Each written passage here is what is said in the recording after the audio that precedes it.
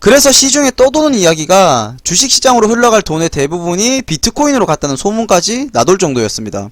비트코인과 증시는 연관성이 있기 때문에 한번 살펴볼 필요가 있습니다. 머스크가 비트코인에 투자한 가장 큰 이유는 가격이 더 오를 수 있다, 투자 가치 상승과 인플레이션 해지 두 가지 이유 때문입니다.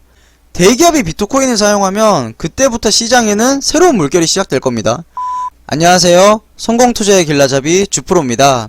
오늘은 일론 머스크가 비트코인을 왜 매수했는지, 그리고 이걸 어떻게 활용하려고 하는지, 그래서 증시에는 어떤 영향이 있을지를 살펴보겠습니다. 불과 2-3년 전만 하더라도 비트코인 호가가 1000만원에서 1500만원을 왔다갔다 했었습니다. 그 당시에는 비트코인이라는 암호화폐가 실체가 있는 거냐, 거래수단인 화폐로서의 기능을 할 수 있는 거냐에 대한 의견이 분분했었습니다. 논란이 많았었죠. 그런 비트코인이 보시다시피 불과 3개월 만에 가격이 1500만원에서 4800만원으로 220%나 급등했습니다. 특히나 최근에는 테슬라가 비트코인을 1조 7천억 가까이 매수했다는 소식이 전해지면서 더 급등을 하고 있는 모습입니다. 비트코인을 모르시는 분은 없을 거라 생각합니다. 이 영상에서 비트코인의 개념을 설명하기에는 너무 길고요. 투자 수단 중에 하나로 활용되는 경향이 있었습니다. 하지만 일론 머스크가 1조 7천억 원의 거액을 들여서 비트코인을 매수하면서 비트코인에 대한 관점이 달라지기 시작했습니다. 그럼 왜 지금 이 시점에 비트코인 관련주에 관심을 가져야 되느냐? 그건 증시와도 연관이 있습니다. 그동안 미국 증시에 비해서 한국 증시는 조용한 편이었습니다. 미국 증시 중에서도 특히 나스닥은 최근에도 계속해서 급등하는 모습을 보이고 있는데요. 반면에 한국 증시는 미국의 상승률을 못 따라가고 있는 상황입니다. 차트를 보시면 한국 증시 같은 경우는 1월 초에 개인 투자자들의 매수액률로 미국보다 더 급등했기 때문에 현재는 소강 상태를 보이고 있습니다. 주식시장의 흐름을 다시 한번 살펴보면 보시다시피 2017년 말에 주식시장이 한 차례 하락한 적이 있었습니다. 그 당시에 비트코인 차트와 비교해 보시면 비트코인은 대략 800만원에서 2300만원까지 약 190%의 수익률을 기록했습니다. 그래서 시중에 떠도는 이야기가 주식시장으로 흘러갈 돈의 대부분이 비트코인으로 갔다는 소문까지 나돌 정도였습니다.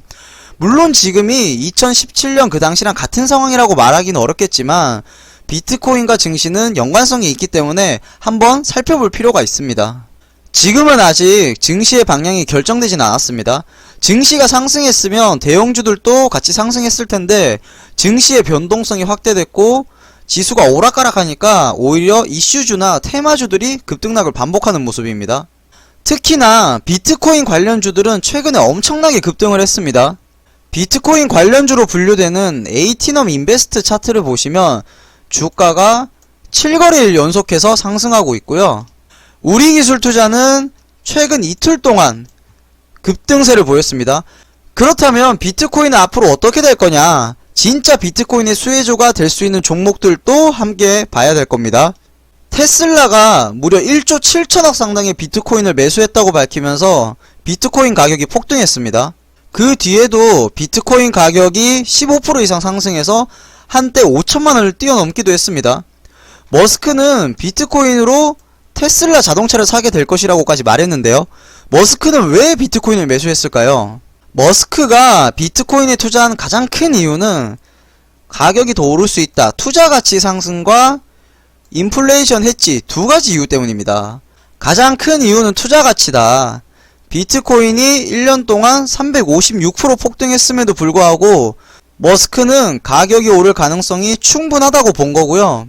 이달 초에는 비트코인이 기성금융권 진입을 목전에 두고 있다라고 언급할 정도로 비트코인의 투자 가치를 높게 평가하고 있습니다.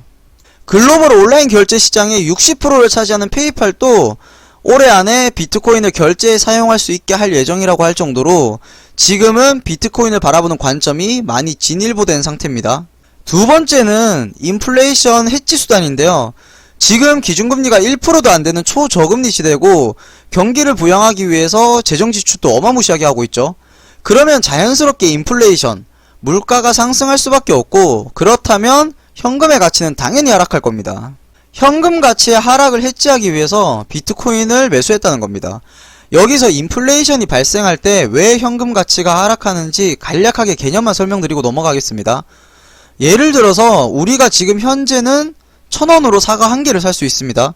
그런데 금리가 낮아지거나 또는 시중에 화폐가 많이 유통되면 돈의 가치가 하락하면서 인플레이션 압력이 발생하게 됩니다. 그러면 사과 한 개의 가격이 예를 들어서 1,000원에서 1,200원으로 상승하게 되겠죠. 그런데 우리 주머니엔 여전히 현금이 1,000원만 있을 겁니다. 사과 한 개도 못 사먹게 되는 거죠. 이러한 현상을 바로 인플레이션에 따른 현금 가치의 하락이라고 부릅니다. 여러분, 삼성 갤럭시 핸드폰에 암호화폐 지갑이 있다는 거 알고 계셨나요? 이뿐만이 아니라 가상자산을 사고 팔거나 담보로 맡겨서 이자를 받는 다양한 가상자산 거래도 할 수 있게 만든다고 합니다. 갤럭시 폰이 나올 때만 해도 큰 이슈 중에 하나였는데 비트코인 가격이 폭락하면서 이슈에서 사라졌습니다. 그런데 애플이 그 다음 순서로 암호화폐를 도입할 수 있다고 합니다. 이미 애플에서도 갤럭시처럼 전자지갑 서비스인 애플 월렛을 운영하고 있는데요. 비트코인 같은 암호화폐로 거래 영역을 확대할 경우에는 수익을 크게 늘릴 수 있을 거라고 생각됩니다. 만약에 이 시나리오대로 흘러간다면 암호화폐의 성장성을 예측한 글로벌 대기업들이 당연히 시장에 진출할 거고, 이로 인해서 비트코인 가격이 상승할 수도 있는 상황입니다. 현재는 시중 자금의 대부분이 증시로 유입된 상황입니다. 과거처럼 비트코인 열풍 때문에 증시에 변동이 생길지는 조금 더 지켜봐야 될 것 같습니다. 예전과 다르게 비트코인과 같은 암호화폐를 바라보는 시각과 관점이 많이 변화됐다고 말씀드렸는데요. 지금 현재도 디지털 자산을 적극적으로 활용하려는 기업들이 많이 있습니다. 생각보다 많은 대기업들이 이미 관련 준비를 하고 있는데요. 카카오는 클레이라는 명칭의 디지털 자산을 출시했고, 네이버는 링크, 삼성은 비트코인, 이더리움 거래를 중개하고, 페이스북은 오래전부터 리브라 화폐 출시를 준비하고 있는 상황입니다. 비트코인이 우리 실생활에 사용되기 시작하면 대기업들도 시장의 흐름에 맞춰서 움직일 수밖에 없습니다. 대기업이 비트코인을 사용하면 그때부터 시장에는 새로운 물결이 시작될 겁니다. 그 시작점을 바로 테슬라가 알렸다고 생각합니다. 지금부터 비트코인과 대기업들의 움직임을 잘 살펴본다면 증시의 흐름과 종목들도 보일 것으로 예상됩니다. 오늘도 성공 투자하시고 구독과 좋아요, 알림 설정 꼭 눌러주세요. 감사합니다.